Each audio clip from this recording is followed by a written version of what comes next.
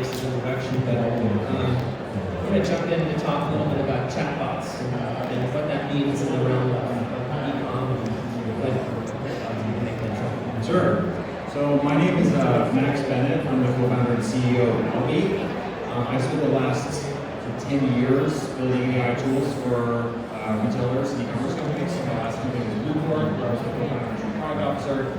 And about 3 years ago, I got so excited about all the new things going on with large language models, and I couldn't resist going off and starting something new. And our company started in a very unique way. A lot of people start companies where they have the idea from the beginning. What we actually did was we realized that no one really knew the right way to take this new technology and present it to consumers in a way that would actually drive business outcomes for companies. So we actually took over a year, this is your question, we took over a year and worked with a variety of design partners. Some of them, an example would be Evo, which is a sportswear brand. And we tested about 30 different user experiences of presenting large language models, chatbot-like experiences to real consumers to help them with shopping. And we learned that most of the experiences that people think would actually work do not drive well. In fact, most of them drive negative, so most of them did not work well. And it was through that year that we sort of realized that there was an experience that worked, which we'll talk about, but it's not a chatbot. So that's the company that we built around Alby. It's actually very similar to some of the things that Amazon's been rolling out recently. But it's an AI shopping assistant that you can get on e-commerce stores. So, if you're talking about an AI-driven chatbot, I would imagine with each retailer there's a decent amount of data called an LLM that one needs to build up to actually make that engagement as functional as possible. How do retailers even get into keeping them current, making sure that whatever's happened over the last quarter, next week, is actually reacting to the questions they have and giving the outcomes that they need or you need as a retailer?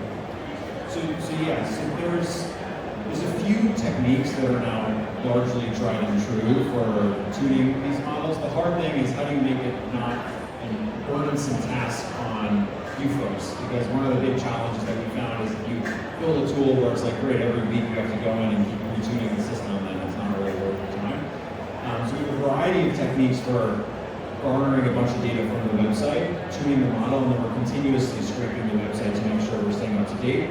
And there's a bunch of tools where internal experts can go in and give feedback and guidance to the system when they see responses that they don't like. So there's a whole guidance infrastructure where it learns based on the feedback over time. So usually we find for our brands, within 6 to 8 weeks, the system is tuned to the point where they only have to go in once every few weeks to give some feedback. So there's for sure a learning curve, but eventually you sort of reach a plateau. The interesting thing with your first question on chatbots is a lot of people are trying this experience where you put a little chatbot on your website in the bottom right and you say, hey, it's a shopping assistant, hopefully people will talk to you. What we found is less than 0.2% of consumers ever click on that to ask a pre-sales question. So just putting a chatbot on a website does not drive incremental conversions. We've done like endless A/B tests on this. What works way better is when you embed the experience into the product page itself, which Amazon's doing. So if you actually go to a lot of Amazon products now, not that they copy us, but we can tell us how it works. If you go to scroll down on the product page above the Q&A section, they actually have Ask Any Question. It's an embedded bar that they predict the questions you're most likely to have. That gets something like 10 to 20x more engagement than the chatbot because it's embedded directly in the page and it actually preempts the types of questions that consumers are likely to ask. The second thing we found is not all questions are created equal. So in that year journey that we took with a variety of different brands, when we try to predict certain questions, some of them actually also drove negatively. For example, do you have a cheaper option? Actually made people less likely to buy the product they were on. So we further had to tune the system to predict what are the questions that, if answered, make people more likely to buy the product, which is a whole other sort of exercise we have to do. There's a ton of learnings, but that portion of the platform is out of the box, so you don't have your data isn't needed for that sort of retrain system. So we've established essentially that chatbots on their own or independently are not really getting the job done. Not for pre-sales. And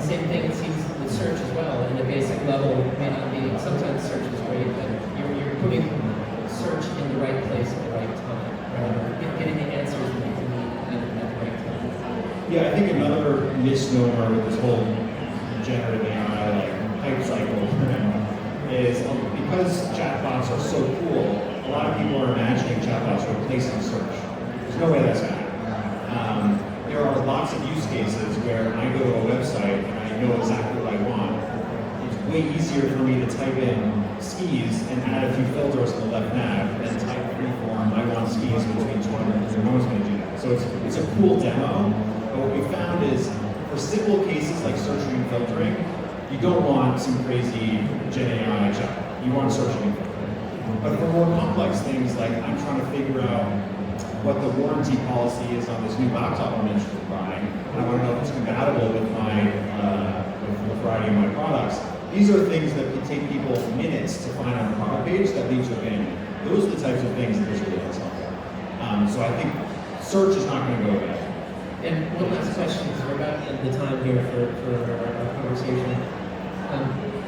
Data science team, what does a customer need to get this up and running? And do you guys have the services built into the product? How advanced do they need to be? Yes, you don't need the cool thing with these new language models is you really don't need a data science team. You just need sort of a good software layer, which is what alby is providing. So pretty much none of our clients have done any of their own internal data science work on what we're doing. You integrate the product data, you integrate the policy data, and you submit it. So there's no data science. Perfect. Great. Thank you.